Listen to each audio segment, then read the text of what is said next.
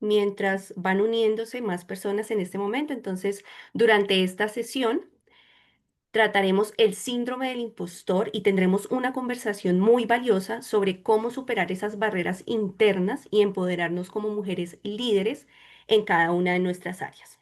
Esta sesión está organizada por Legacy School of Ownership, escuela dedicada a formar propietarios, presidentes, miembros de junta directiva y gerentes generales con las competencias necesarias en propiedad y gobierno para liderar organizaciones sostenibles y con propósito. Contamos además con un equipo docente internacional con sólida formación ética, experiencia en juntas directivas, dirección de empresas y resolución de conflictos en entornos tanto familiares como no familiares.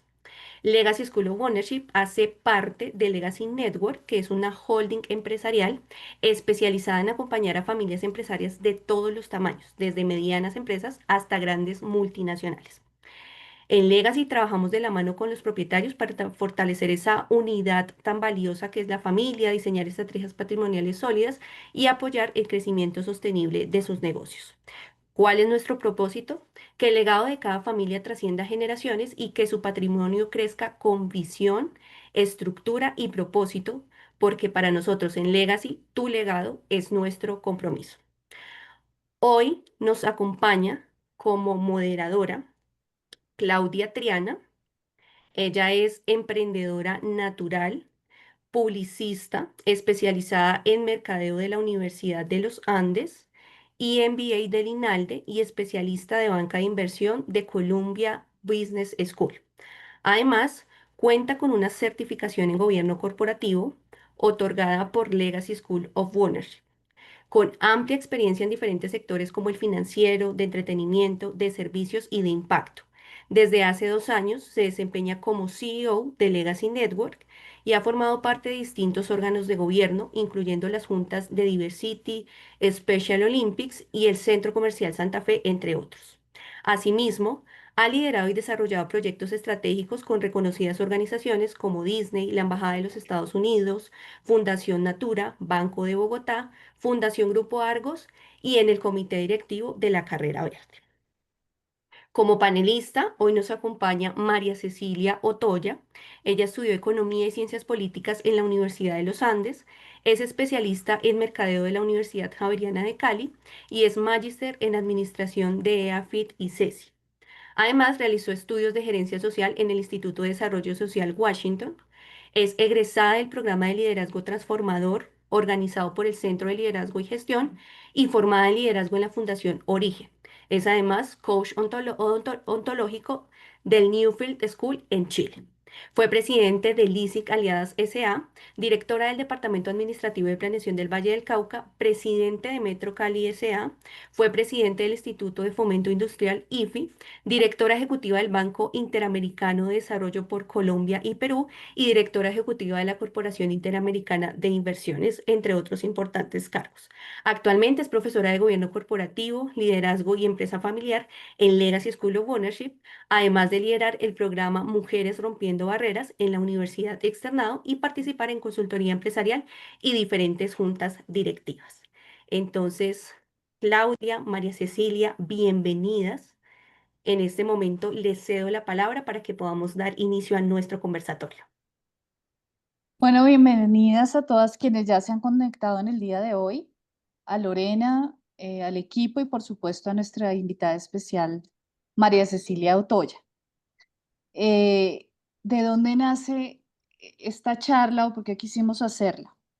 Resulta que en el grupo llevamos más de 25 años haciendo investigación en temas de gobierno corporativo, en empresas familiares, en familias empresarias de toda Latinoamérica.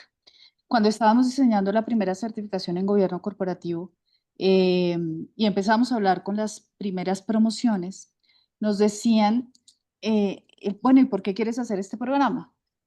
No, porque es que yo no me siento capaz, no me siento tranquila de ir a una junta directiva, voy y no sé si voy a aportar valor, eh, a veces voy a las asambleas y me quedo callada, digo las cosas y nadie me pone atención y de pronto otro hombre parafrasea lo que yo estoy diciendo y a él sí le ponen atención, etcétera. Entonces nos empezamos a dar cuenta que sigue muy vigente el tema del síndrome del impostor.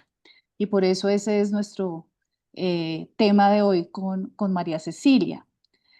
Y, y bueno, ¿de dónde viene el síndrome del impostor? Rápidamente para que estemos contextualizados. Creemos que eso es un tema contemporáneo y resulta que esto lo conceptualizaron dos psicólogas estadounidenses en 1978.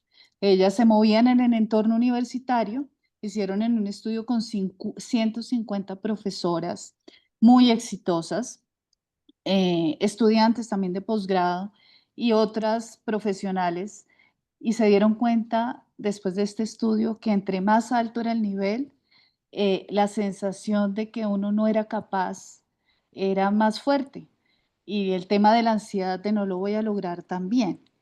Eh, y pues eso sigue pasando, sigue pasando. Y entonces para iniciar me gustaría que pongan en esta encuesta: ¿quiénes de ustedes han sentido que no merecen sus logros? Si quieren responder, por favor, acá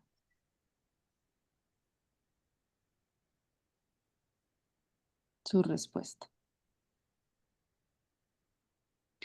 Y la siguiente pregunta es: ¿quiénes de ustedes creen que llegaron a donde están por suerte o casualidad?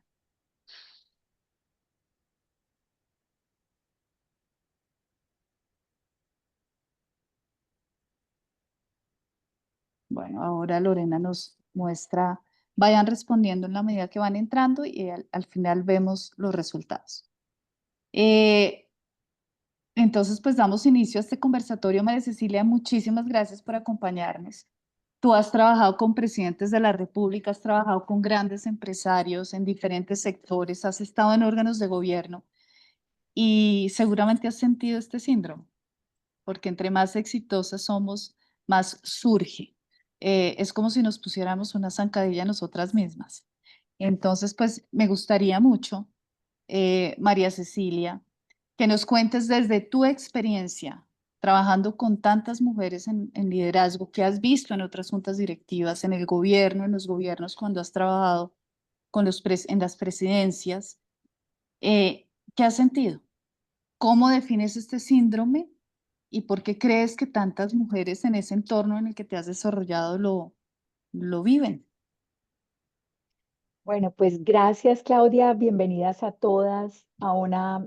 Me encanta que estemos reunidas aquí porque creo que si algo puedo contribuir un granito de arena en que no sintamos este síndrome porque es lo más parecido a una gripa que no lo deja uno hablar. O sea, realmente el síndrome del impostor es tal vez lo peor que nos puede pasar y nos pasa todo el tiempo. Yo estaba preparándome para esta conversación con ustedes y mirando las estadísticas que hay en el mundo, es que 7 de cada 10 mujeres nos sentimos que lo que hemos llegado a lograr, lo logramos porque somos de buenas. A mí me impresionó contestar yo la encuesta, porque ya ahora pongo a veces, antes decía casi siempre. O Ujú. sea, casi siempre pensaba que lo que había logrado era por suerte, que no De me lo acuerdo, merecía y que además todos estaban dudando, estaban viéndome en qué momento yo iba a fallar. Y si todos los demás dudaban de mí, la primera que tenía que empezar a dudar de mí misma era yo. Entonces, creo que esta conversación es tan relevante por eso, porque esto no pasa con los hombres. Lo más interesante es que cuando se mira si el síndrome del impostor le aplica a los hombres, la respuesta es no. Se sienten capaces, están listos, aun cuando pueden estar menos capacitados que nosotras, de aun acuerdo. cuando probablemente hablen menos inglés, menos bien inglés que lo que hablamos nosotros, ellos se voluntarizan para un cargo. Nosotros nos parece que, que tenemos que estar perfectas.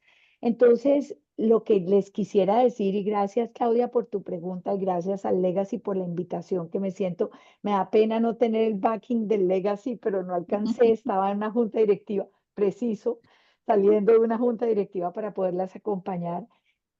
La verdad es que en todas partes por donde yo he pasado, yo he tenido la oportunidad de estar en cargos locales, en el Consejo de Cali, en donde eran muy poquitas mujeres, en donde me tocaba intervenir porque necesitaba conseguir recursos para el sistema de transporte masivo de mi ciudad, o en el Departamento del Valle, o en el Gobierno Nacional cuando fui citada al Congreso de la República cuando era presidenta de un banco, o en el BID, que era la única mujer del directorio.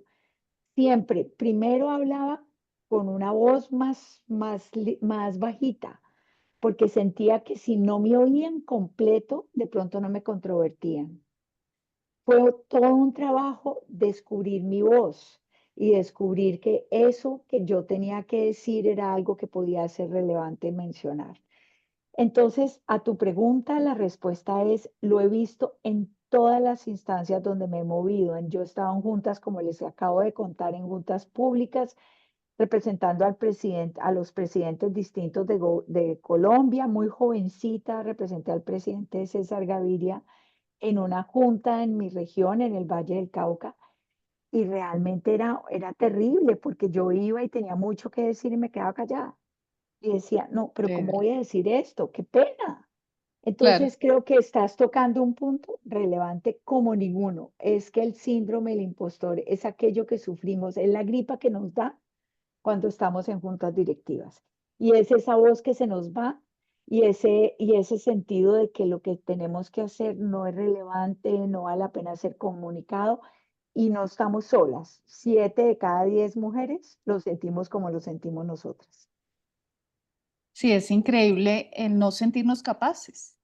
Y como lo vimos en el estudio, fue en 1978 y sigue siendo tan vigente hoy como en esa época, a pesar de que la mujer hemos ido eh, ingresando a más juntas directivas, a directorios, a órganos de gobierno, llegando también a gerencias generales, a CEOs de diferentes compañías y sigue persistiendo este síntoma.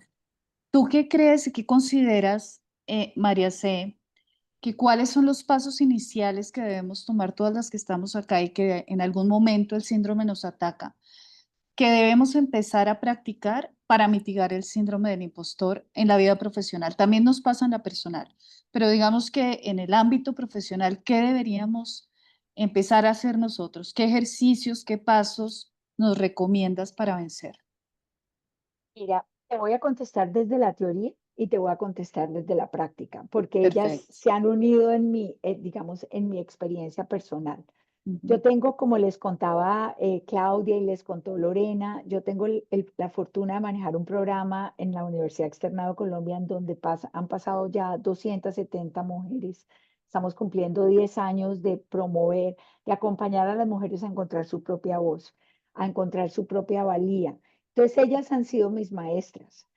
Todas ellas llegan con una sensación, les podría decir, de insuficiencia, de perfección, de que si no es perfecto no está bien, de que 99 centavos no son suficientes si no tengo el peso, falta el centavo para el peso, o más vale, pues eso sería el centavo para el dólar, porque nosotros no tenemos 99 centavos, pero es eso. Y cuando uno ve que se repiten y se repiten esas historias, la pregunta es, ¿vamos a ser nosotros parte de esa misma historia o lo podemos cambiar? Entonces, a tu pregunta, la respuesta sería, primero conocernos, conocernos mejor a nosotras mismas, saber qué cosas hacemos bien y cuáles no tanto, y en donde no las hagamos muy bien, prepararnos. Yo sí creo que la forma, y por eso me parece tan relevante este programa que está ofreciendo el Legacy, y no crean que estoy haciendo digamos, un apoyo comercial al programa que nos están ofreciendo, es que genuinamente creo que no hay otra forma.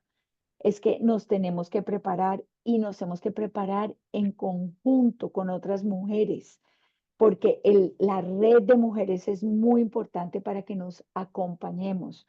Entonces, primero, prepararnos. Segundo, construir red. Tercero, ser capaz de hablar bien de nosotras mismas y no sentirnos incómodos. Existen muchas inseguridades, dice Sheila. Claro que sentimos muchas inseguridades, pero les tengo una buena noticia.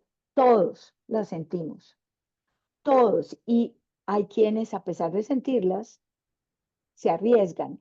Y las invito a eso, a que nos arriesguemos. Pero si tenemos otra red de mujeres, es como si cuando uno se lanza en el trapecio, lo hiciera sin esa mallita que está debajo de los trapecistas en el circo, que en el evento en que no alcanzan a cogerse, la recibe.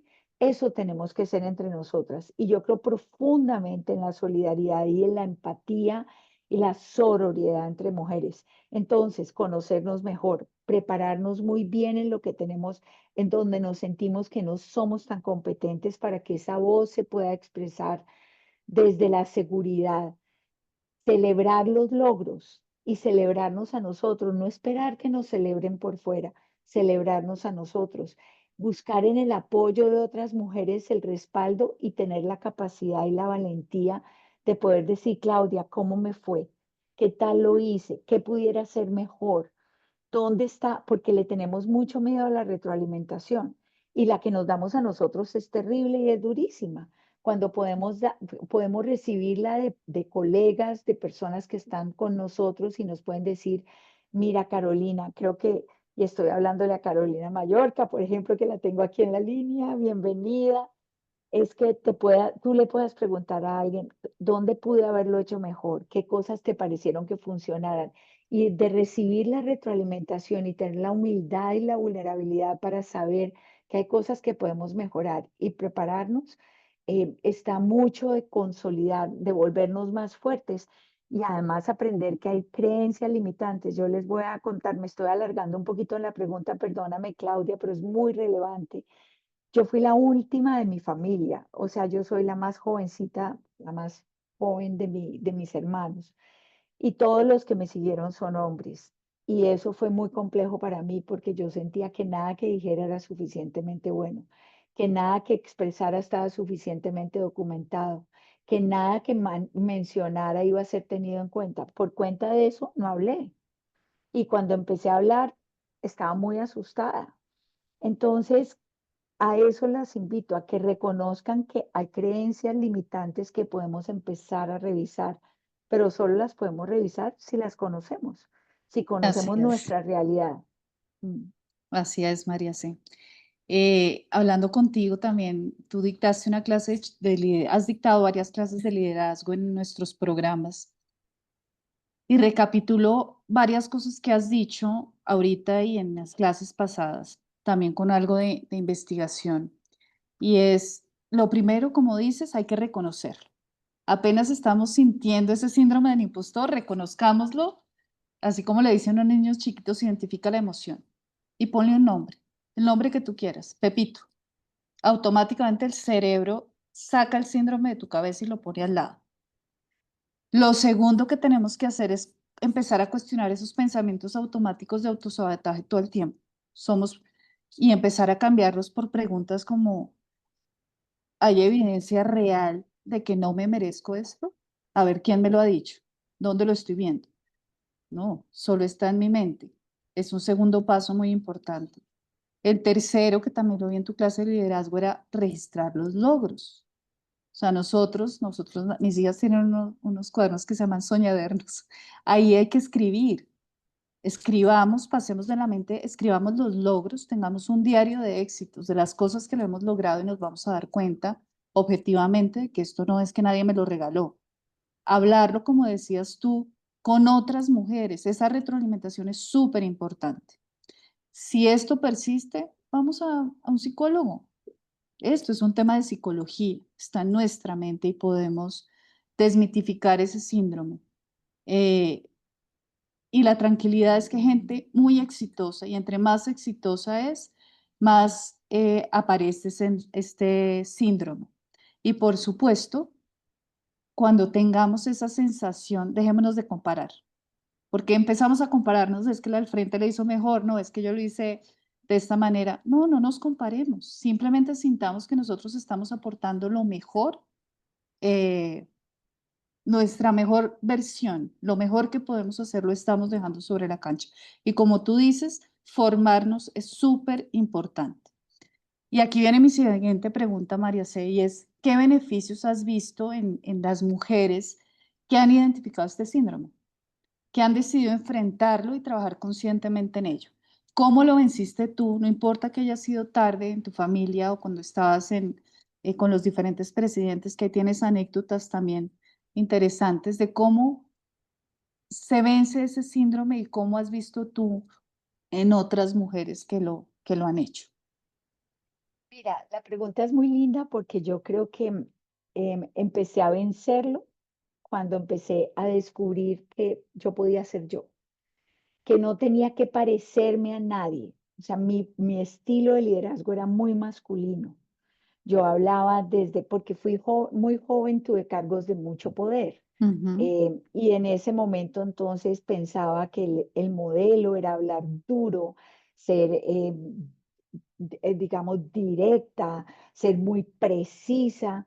Y de pronto fue emergiendo una María Cecilia que es mucho más amorosa, empática, capaz de conectarme con otros. Y me di cuenta que allá, no sé si era más efectiva o no, pero era más yo. Había más coherencia en lo que yo era. Y desde la coherencia empecé a fundar estos juicios, que mira las cosas que dijiste que son muy válidas y las quiero repetir para todos. Es reconocer que tengo que tengo este síndrome y que mucho de la energía o de la gasolina que llena el síndrome es compararme. Entonces aprendí a compararme conmigo mismo, a que es mi estándar, yo soy juiciosa, llego a tiempo, preparo las reuniones, entonces con ese estándar me empecé a medir a mí. Y eso es más cómodo porque no hay cosa más cómoda que vestir el vestido que nos queda bien. Y eso es lo que Así somos. es. Y descubrir además, mira, después tú decías, cuestionar esos pensamientos. Qué es lo que hacemos allí? Fundar los juicios, decimos en el coaching. O sea, de verdad, lo que he logrado, o sea, he sido la única mujer que ha representado a Colombia en el Banco Interamericano de Desarrollo en toda su historia. Imagínate. Entonces, me queda, empecé yo pensaba, claro, es porque soy mujer, porque soy cercana al presidente Pastrana, porque hice una buena gestión, pero nada porque yo me lo merezco. Ujú. Y empecé a darme cuenta que sí me lo merecía, que había hecho un trabajo en el IFI cuando era el banco, el IFI se unió con Bancoldex y empecé, y no es una historia de idolatría, ni de megalomanía, ni de sentirme arrogante y ni importante, pero sí de reconocerme. Y eso, a eso le tenemos pena, porque cuando hablamos bien de nosotras, Ujú. un hombre es un gran líder. Cuando una mujer habla de sí mismo, qué tan arrogante, tan creída, haciendo, no, y estaba bien decir, yo me lo Ujú. merezco, yo he hecho estos esfuerzos por estar aquí. Entonces empecé a fundar el juicio. Fundar el juicio es mostrar que efectivamente yo sí estaba allí porque había hecho méritos y que no era por ser mujer y esto fue hace 20 años, entonces se podrán imaginar que estaba más jovencita y me empezaba a decir, es porque no, nada de eso, nada, parar. Y después dijiste registrar los logros. Y sí, empezar a registrar. Y a mí me parece, igual que tú lo dijiste, Claudia, que escribir es fundamental. Regístrenlo, escríbanlo. Además, porque cuando lo escribe de la mente a la mano hay una confirmación muy valiosa. Mm. Y es eso y son pequeñas cositas, no son los grandes logros. Porque ¿cómo llegué yo a representar a Colombia? Por hacer bien pequeñas cositas, solo que fueron varias las que hice y consistentemente. Y después dijiste apoyarnos con recursos externos. Claro, si esto nos está costando, no vale la pena vivírsela, porque todas ustedes son mujeres valiosas, si no, no estarían conectadas. Si no, no le estarían dedicando tiempo a esto, si no, no estarían considerando en prepararse. ¿Vale la pena vivírsela desde la insuficiencia? No. Y si no pueden hacerlo solas, acompáñense con coaches, con terapia, con lecturas, con lo que sea. Pero, ¿y qué he visto que cuando eso se logra en las mujeres? Mucho más empatía, mucho más coherencia y mucho más autenticidad. Y el camino del liderazgo y el camino del logro de resultados pasa por estas tres palabras que acabo de decir. Si son más coherentes, son confiables. Si son más auténticas, construyen una conexión mucho más clara con sus colaboradores, con sus hijos, con sus parejas. Y si son congruentes, son predecibles. Y eso las hace realmente mucho más poderosas como mujeres. Entonces yo he visto mujeres que llegan a gritar a mujeres que llegan a hablar en un tono tranquilo, pero desde la confianza y desde la certeza y desde la tranquilidad y desde la congruencia, insisto. Entonces me ha tocado ver todo, me ha tocado ver gritonas insoportables y contundentes, y mujeres contundentes desde la humanidad y la realidad y la vulnerabilidad. María C. hace poco estaba en una charla que organizó una amiga nuestra que se llama Sonia Perdomo y estaba el doctor Upegui, que fue presidente de bancos de mucho tiempo y en muchas instituciones. Y a la conclusión que llega él después de tanto tiempo es, volvamos al ser.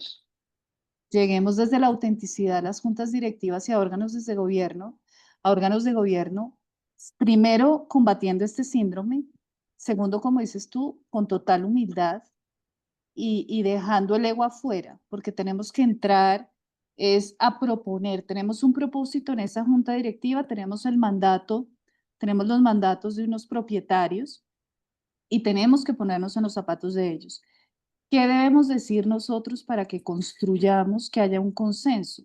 Puede que otras personas estén diciendo cosas diferentes a las mías y tenemos que tener la humildad de decir, bueno, tienen razón. Tal vez mi posición eh, no era la que más favorece y tener la humildad de decir, escuchar al otro y decir, listo, eh, vayamos por este otro camino y si es que así funciona. Y en la medida en que, como dices tú, entramos con humildad, no es el que más grita, sino el que más contundente dice las cosas, el que invita a reflexionar, el que invita a negociar, el que si la junta o en la instancia en la que estemos se está saliendo de control, invitemos a la calma. Eh, y nosotros lo sabemos, tenemos que escuchar esa vocecita interior que nos dice, di esto, y nosotros nos quedamos calladas y después alguien más lo dice, ay, yo lo iba a decir y no lo dije. Tenemos que empezar a confiar en nosotros. Digámoslo, y si no salió, pues no pasa nada, no pasa nada, la reunión va a continuar. Y aquí viene una siguiente pregunta, María, porque tú eres profesora, acá está Teresa Parra, también hay varias profesoras que nos van a acompañar en nuestra certificación de gobierno corporativo. Y es que cuando hablaba contigo y planeábamos todo esto que íbamos a contarle a las personas, a las mujeres que queríamos sumar, programas de gobierno corporativo hay un montones gratis, en Coursera, en todas partes. Me puedo comprar un libro y hoy en día en ChatGPT casi que me da la receta. El tema no era ese, el tema es cómo hacemos nosotras justamente para empezar a trabajar desde el ser, desde mi propósito de vida, desde mi conocimiento, desde el liderazgo, cómo lidero, pero también como persona, cómo soy, cuál es mi visión y mi futuro. Y ahí sí, sabiendo dónde estoy y controlando este síndrome, empiezo a formarme para ser una muy buena miembro de junta o de diferentes órganos de gobierno. ¿Qué otra bondad ves en la certificación?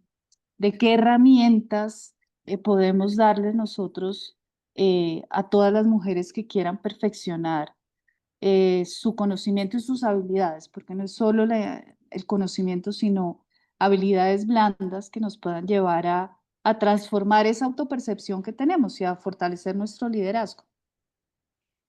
Ya, yo creo que las cosas más importantes que uno aprende, la junta directiva es una cancha distinta a todas las que uno se ha imaginado, en las que uno se ha movido.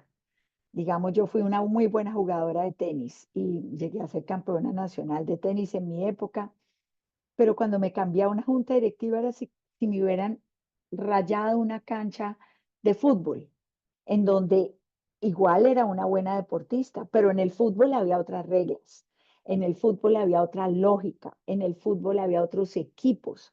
Y por eso es tan interesante el tema de las juntas directivas, porque yo diría que de lo que más hoy resalto de las habilidades que se requieren para una junta directiva no es hacer el comentario inteligente, es hacer la pregunta poderosa y es ser capaz de escuchar lo que no se oye. Yo tuve la fortuna de formarme con un profesor que es un profesor de liderazgo en la Universidad de Harvard y él nos oponía a oír la letra detrás de la melodía. Sonaba una melodía y nos pedía que interpretáramos qué letra que no se oía, solo se oía una melodía. Y teníamos que imaginarnos que le traía bien. Y eso es las juntas directivas. Las juntas directivas requieren la profunda observación de nosotras, la capacidad de ver en qué estado está, de leer el lenguaje verbal también, además del no verbal. Es de escuchar el lenguaje verbal, perdón, y leer el lenguaje no verbal. Ser capaz de observar cómo es la dinámica que se está dando y hacer las preguntas difíciles. Yo ayer estaba precisamente en una junta muy compleja entre dos socios acaba de pasar la sucesión y había una inconformidad de quien entregó la posta y se sentía en el ambiente y nadie hacía la pregunta. Esas son las cosas en donde nosotros tenemos unas competencias excepcionales, las mujeres, digo yo. Es porque estamos entrenadas en darnos cuenta lo que nos preguntaron a las mamás cuando éramos mamás, cuando llevábamos a nuestros hijos recién nacidos al pediatra, que fue una belleza de pregunta. El pediatra me preguntó, ¿su chiquito llora de hambre o llora por dolor? Y mi esposo dijo, no tengo ni idea. Y yo le dije, llora por dolor. Tenía la certeza, cómo interpretar un llanto en un bebé de una semana. Ese entrenamiento de nosotros, y yo creo que eso es lo que nos debemos traer a las juntas directivas. Eso requiere no traer el ego, porque el ego tiende a dar las respuestas. El ego cree tener todas las soluciones. El ego habla y no escucha. Es cuando el ego lo ponemos a un lado, y es un artículo muy hermoso que escribió nuestra común amiga a la que se hacía referencia, Claudia Sonia Perdomo, es cuando los egos vienen a las juntas directivas y la invitación es eso, a que no sea el ego el que lo haga. No es quien dice la cosa más inteligente, es quien hace la pregunta más apropiada, quien lo hace en el momento más oportuno. Quien propone, por ejemplo, una de las cosas que es más importante de una junta es cuando paramos. Muchas veces me voy diciendo, ¿por qué no hacemos un break? Pero no es un tema orgánico, digamos, no es que necesite hacer un break, es que hay momentos de la conversación que hay que bajar un poquito el ritmo, que hay que subir el tono, otros bajarlo, usar el humor, a veces no, a veces hacer un comentario duro. Entonces, todas esas habilidades, em, gracias, aquí Claudia nos está compartiendo, gracias Claudia. Why do I feel like an imposter? Es de lo que estamos hablando hoy. Ujú, Entonces, en resumen, creo que la gran habilidad de las juntas directivas son habilidades que no estamos entrenadas en tener, pero que tenemos naturalmente una capacidad para desarrollar. Por eso estudiarlas es tan valioso, porque, ujú, porque legitimamos. Sí, es como cuando uno hay una ropa en el closet que no se ha vuelto a poner y de pronto empieza a decir, ay, esto se me puede ver bonito, esto también lo necesito, con esto me vería bien. Y es eso lo que hacemos a través de la formación, es descubrir que no es por las respuestas claras que nos prefieren, sino por las preguntas poderosas, que no es nuestra capacidad de hablar, sino de escuchar, que es nuestra percepción, que es nuestro humor, que es nuestra formación. O sea, yo llego a las juntas, yo le invierto muchas horas antes de llegar a una junta, pero también lo que aprendemos en la escuela es ver qué es lo relevante para llegar bien preparado a la junta y sentirse confiado en hacer esas preguntas. No sé si contesté tu pregunta, pero sí creo que tocaste un punto fundamental. En las juntas no estamos por lo que somos, es ujú. no, por lo que sabemos, es por lo que somos, por el ser, no por el hacer. De acuerdo, María. De lo que has vivido en todos estos años de carrera, ¿a qué, o qué has visto, qué has conocido, qué mujer te ha impactado, qué características eh, te han llamado la atención que tenga esa mujer líder que hayas visto en alguna junta o en otro ambiente que pueda ser interesante? Porque viene lo otro y es, uno debería tener también un modelo. Me quiero identificar con alguien, con un estilo de liderazgo o varios modelos. ¿Cómo ves esto tú? Si tenemos que tener algunos modelos. Mira, yo en la clase que les contaba en el programa que manejamos en el externado tenemos mentoras. porque una de las mentoras que son mujeres mayores, que acompañamos a mujeres más jóvenes como ustedes en el camino de formarse. Y esto tiene una teoría, una historia académica muy bonita, y es que todas las investigaciones nos han mostrado que las mujeres aprendemos de otras mujeres. Y también la biología no es fortuita. Aprendemos a caminar viendo, aprendemos a cuidar, habiendo sido cuidadas. Los que tenemos la experiencia de ser madre, nos damos cuenta que repetimos las formas en que fuimos educadas por nuestras propias mamás. Entonces, sí, creo que hay que aprender de otras mujeres, creo que a mí me tocó, yo tengo 62 años ya, o sea, yo crecí en una época en que el modelo de liderazgo femenino era un liderazgo muy masculino. Y aprendí equivocadamente, como les conté ahora, a ser dura, directa. Después fui aprendiendo que había otras formas y sorprendentemente de quien más aprendí fue de mi mamá mayor. Mi mamá murió hace poco y murió a los 96 años. Cuando era joven era una mujer muy impetuosa, muy directa, tal vez exageradamente dura, confrontativa. Y ese fue el modelo que yo aprendí. Con los años fue dulcificándose su carácter, al punto que el idioma también se fue limitando. Y hubo un momento en que le preguntaba yo, hace muy poco que murió, decía, mamá, porque lo único que me preguntas es si estoy bien. Porque ella me decía, mi hijita, yo no vivo en Cali, ella vivía en Cali, yo iba a visitarla y lo único que me preguntaba era, ¿cómo estás, hijita? Y yo le decía, muy bien, mamá. ¿Y qué más? No, mamá, muy bien. Y ella no me decía nada más, había perdido el oído y había perdido el lenguaje. Pero un día me contestó, en el fondo, hijita, te pregunto eso porque es en el fondo lo más importante, que estés Así bien. es. Entonces, ella fue muy mi maestra de mostrarme cómo el modelo duro, confrontativo, fue sustituyéndose por un modelo mucho más humano, más presente, menos protagónico. No se preocupen por ser las protagonistas, no las van a juzgar porque intervengan 10 en cambio de 20 veces o 20 en cambio de 10. Si lo hacen desde la pregunta nuevamente, yo creo que es eso lo que más diría, pero me hiciste una pregunta muy relevante, y es, ¿quién es mi modelo? Y puedo decir muchas modelos, además de mi mamá, pero tuve la oportunidad de trabajar con Madeleine Albright, que yo no sé si ustedes se acuerdan, fue la primera ministra de Estado de los Estados Unidos, la primera mujer que fue acompañando a Bill Clinton en su momento.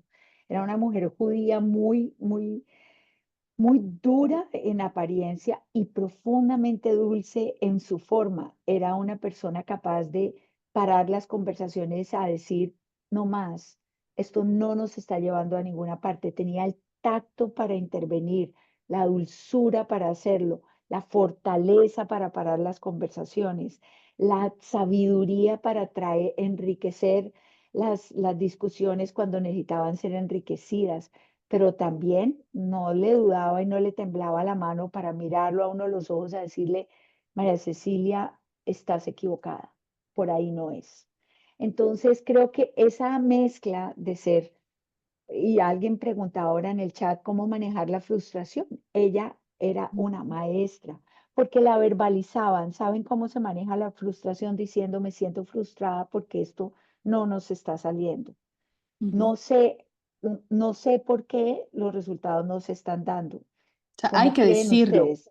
Hay hay que que decirlo. decirlo, Ajá. exacto, y no tener pena, y eso no las hace menos, ni las hace ignorantes, ni las hace chiquitas, las hace grandes.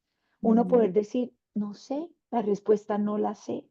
¿Cómo se les ocurre? ¿Qué podemos hacer juntos? ¿Cómo resolvemos este reto? Lo que hemos hecho no nos ha funcionado. ¿Qué más podríamos hacer? Qué están sus corazones? ¿Qué experiencia pueden traer a esta conversación que puede ser útil? Pero está perfecto decir no sé. Está perfecto pedir ayuda. Y eso aprendí yo de ella, que por importante que fuera, mientras más importante, más capaz de decir auxilio. No sé, pido ayuda, levantar la mano. ujú, Es a partir de esa levantar la mano se abren todas las posibilidades. A partir de la declaración del no sé, se abren miles de opciones para aprender. y aprender Ujú. colectivamente y está bien aprender entre todos. María, acabas de hablar, surgen en varias ocasiones la palabra liderazgo. ¿El líder nace o se hace? Y uno solo tiene una forma de liderazgo. Me encantaría que hablaras de ese estudio que tú siempre citas, que es muy importante, y es, ¿hay un estilo de liderazgo o más bien surge un estilo de liderazgo de acuerdo a la situación? Porque no me nos Es que cuentas un poco de esto. lo contestaste perfecto. Sí, claramente el líder no nace. Eso, en eso sí ya hay un consenso absoluto en la academia. Es ayuda que uno haya nacido con habilidades de comunicación o con percepción o con la capacidad de comunicación, pero eso no garantiza el ejercicio del liderazgo. El ejercicio del liderazgo tiene todo que ver en eso que están haciendo ustedes, en las preguntas, en estar interesadas, en realmente transformar un cambio, porque el liderazgo está llamado a participar cuando se trata de transformar. Cuando se trata de gerenciar, fórmense en la escuela, pero fórmense en finanzas, en contabilidad, en planeación estratégica, en la escuela todas esas herramientas se adquieren. Pero el liderazgo está asociado al cambio y la pregunta de Claudia es muy bonita porque creo que el gran reto de todos los líderes cuando queremos ejercer el liderazgo es que lo que tenemos en el liderazgo son herramientas. A veces necesitamos el martillo, pero otras necesitamos el serrucho. En algunos casos la llave de esas que abre todas las puertas, la llave maestra. En otros momentos requerimos es de un taladro. Entonces sepamos que los distintos estilos de liderazgo son necesarios, útiles y aportantes dependiendo de las circunstancias en las que nos estamos desempeñando. Por eso es que me encanta que Claudia traiga esto a referencia, porque una de las clases que compartimos en la escuela en el legacy es precisamente eso, que por ejemplo hay momentos en que necesitamos dar órdenes. Yo acabo de entrenar a 70 alcaldes de Cundinamarca y les decía, el estilo autoritario es un estilo que tiene sus dificultades, porque si solo damos órdenes, eso no nos hace buenos líderes, porque terminamos siendo, pues, digamos, de alguna manera disfuncionales, pero hay que dar órdenes y hay que tomar decisiones. Y si estamos en un incendio, no se trata de preguntarle yo Ujú. a Heidi o a Jimena, Jimena, ¿qué opinas? Hagamos un liderazgo democrático. ¿Tú qué opinarías de cuál puede ser la forma? No, necesitamos evacuar.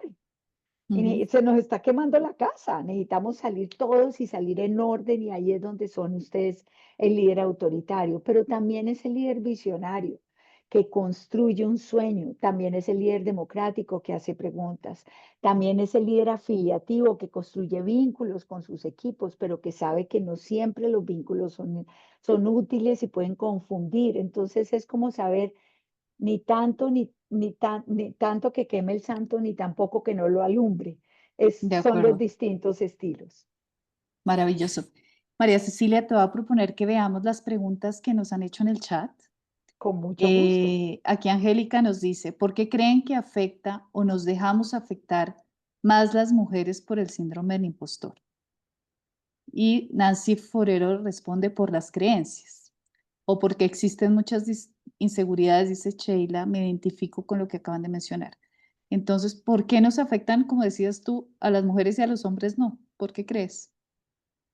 Porque sí tiene que ver, la respuesta tiene que ver con un tema anatómico.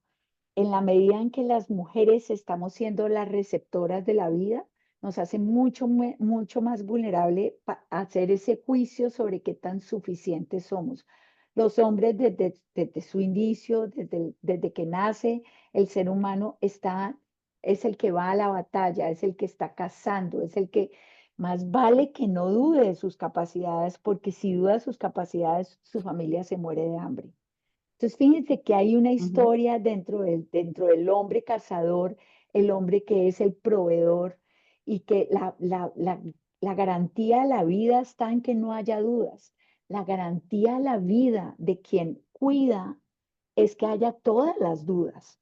en el Ujú. caso de nosotros. O sea, nosotros estamos naturalmente imbuidas de la duda, el hombre de las certezas, con el otro agravante, y es que nos hacemos mucho más preguntas porque hay tiempo, porque estamos en casa esperando, pues hoy no, pero cuando era hace 4000 años estábamos en casa esperando que llegara la presa para poderla cocinar y pues poderla preparar para alimentar a nuestras familias.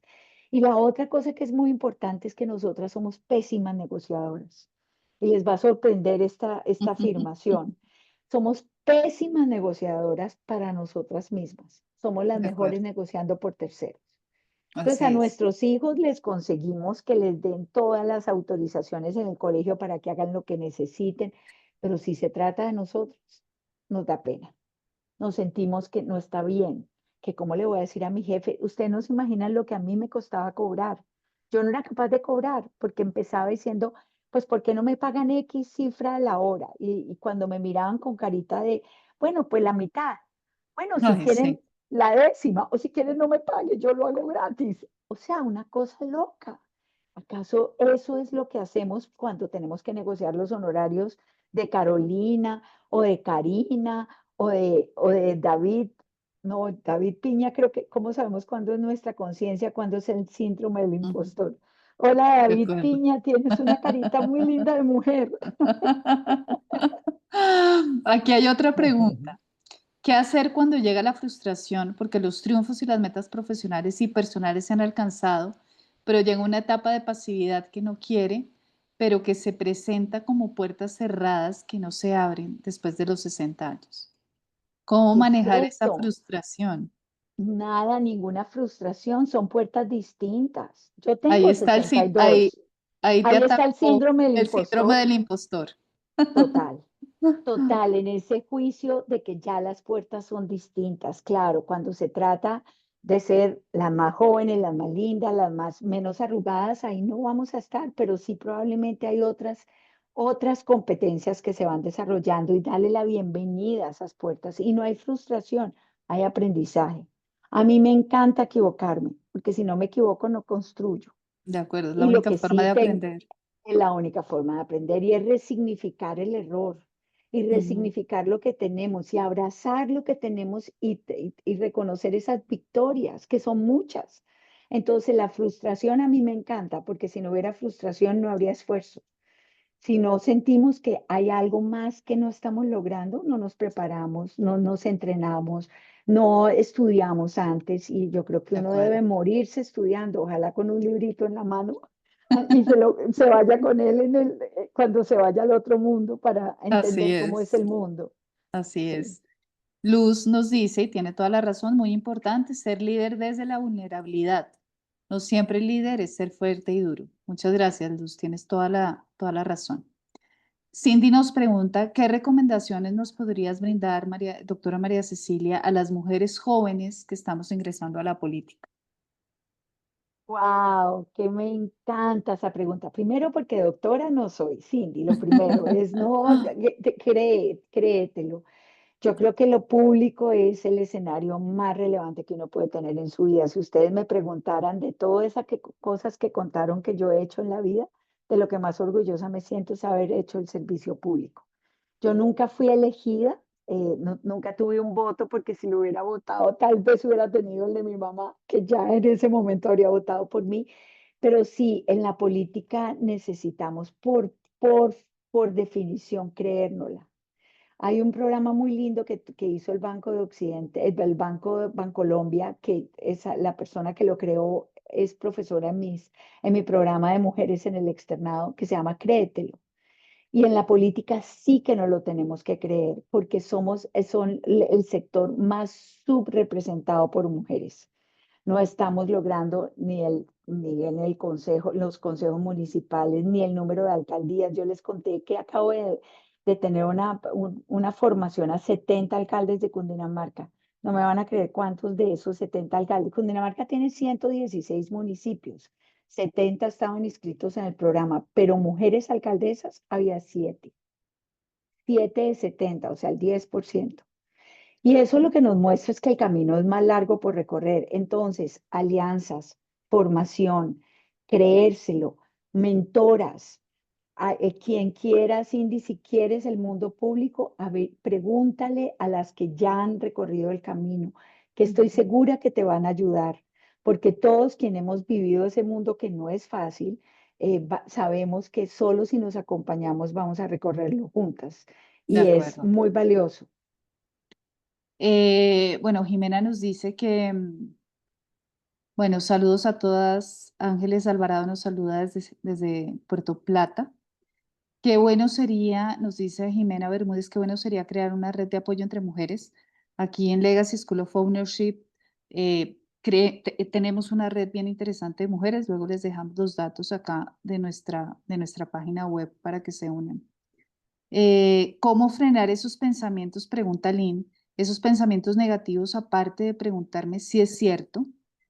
A mí me gustan mis ideas, pero vienen esos pensamientos intrusos y negativos. Y creo que va de la mano de la siguiente pregunta de David Piña y es, ¿cómo sabemos cuándo es nuestra conciencia o cuándo es el síndrome del impostor?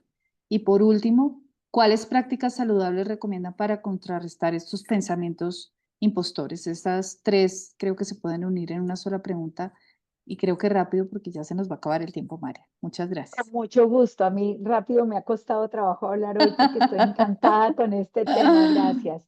Pero miren, yo sí creo que son las preguntas, tenemos que hacérnoslas. O sea, detrás de una pregunta hay una llave de oportunidad de crecimiento. Y hay veces en que la estamos embarrando y está muy bien hacerlo. Entonces, el síndrome del impostor es bienvenido cuando nos excede, cuando nos hace preguntarnos, puchica, esto lo logré, de verdad, ¿cómo lo puedo, cómo puedo afianzar mi conocimiento? ¿Cómo puedo afianzar mi presencia, mi aporte, mi capacidad de dar?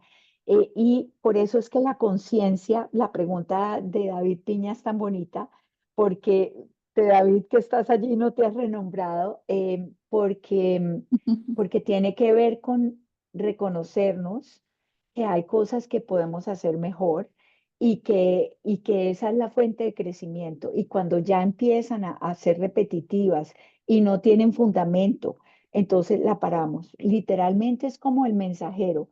Yo les diría, cuando enseño emociones, me encanta contar que es como el Rappi. El Rappi nos va a entregar el mensaje, nos va a entregar el Rappi Favor o nos va a entregar lo que pedimos por Rappi Turbo, lo que sea. Abramos la puerta, recibamos esa información, no la peleemos, recibámosla y veamos qué cosas nos viene a enseñar. Le Ujú. damos la tranquilidad al Rappi que se fue, a la emoción que la recibimos, la abrazamos y la gestionamos. No la Así es. controlamos, sino que la Ujú. gestionamos. Así es. Bueno, pues muchísimas gracias a todas. Qué pesar, se nos fue volando el tiempo. Aquí les queremos decir que hemos creado un programa, una certificación en gobierno corporativo, la hemos llamado Mujeres que Inspiran, donde María Cecilia va a ser profesora, Teresa Parra. Tenemos un grupo, un pool de mujeres líderes en todos los sectores, financiero, de gobierno, de liderazgo, de coaching, bueno, en gobierno corporativo pleno, en tributario, en lo que ustedes quieran, pero acá nos hace diferente algo. Y es que a lo largo del programa vamos a ir venciendo el síndrome del impostor, porque vamos a ir reemplazando esos pensamientos intrusivos por formas de pensar y habilidades blandas que nos van a ir a conducir a que nuestro liderazgo sea más impactante. Las invitamos si quieren conocer mayor información, ya les van a poner en el chat información de la certificación. Se van a dar cuenta que ahí vamos a trabajar desde el ser. Vamos a hacer un ejercicio desde el ser, encontrar cuál es nuestro propósito de vida, nuestra misión, nuestra visión. Luego vamos a pasar por todo un tema casuístico que es muy importante. Nosotros trabajamos bajo la metodología del caso.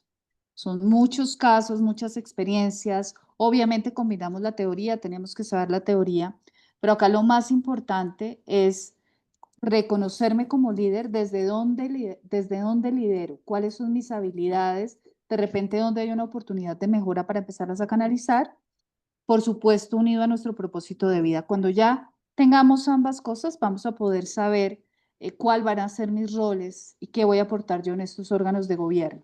Y obviamente la formación eh, que nos va a dar esa seguridad y esa confianza para aportar de la mejor manera.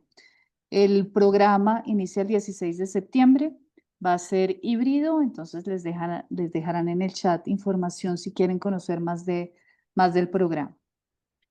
Bueno, María Cecilia, te agradezco por tu tiempo, por tu experiencia, te admiro un montón, eres una persona que ha liderado en diferentes aspectos, también en lo personal, trabajas en temas de coaching, eres una persona muy integral, no es solo en lo profesional, sino en lo personal, entonces pues para nosotros es un orgullo contar contigo como profesora de la certificación y haberte tenido hoy acá, María. A todas ustedes, alcanzamos a tener casi 100 personas, que era el límite del Zoom. Muchas gracias por acompañarnos, gracias por esta tarde. En el chat les dejamos también esos pequeños pasos o guías que creemos nosotros que podemos implementar fácilmente para alejar este síndrome del impostor, no solo en la vida profesional, sino en la personal, porque nos invade todo el tiempo con los hijos, con los maridos, con, con nuestros amigos. Y también literatura, varios libros que si quieren profundizar en cómo vencer el síndrome del impostor. A todas, muchísimas gracias. María, mil gracias por acompañarnos. Con mucho gusto. Gracias a todas por haberse conectado. Un gusto haberlas conocido. Espero que nos volvamos a ver en el programa. Será una delicia volverlas a encontrar y bueno, gracias también por las noticas de gratitud que han expresado, porque esas son las victorias que ayudan a vencer el síndrome del impostor. Es esos reconocimientos que ustedes nos hacen que yo los atesoro en mi corazón, no desde la arrogancia, sino desde la gratitud. Muchas gracias. Muchas gracias. Gracias a todos. Están pidiendo literatura. Arriba en el chat hay varios libros que les dejamos allí. Chao, chao a todas. Muchas gracias. Chao. Gracias, que estén Chao. Gracias. bien. Chao, Chao. Chao, chao. gracias, Chao, María. Lorena. Gracias, Chao. chao. Gracias a todos. Chao, Muchas David Piña. Chao. Hasta luego, gracias a todas. A todas ustedes, gracias. Muchas gracias.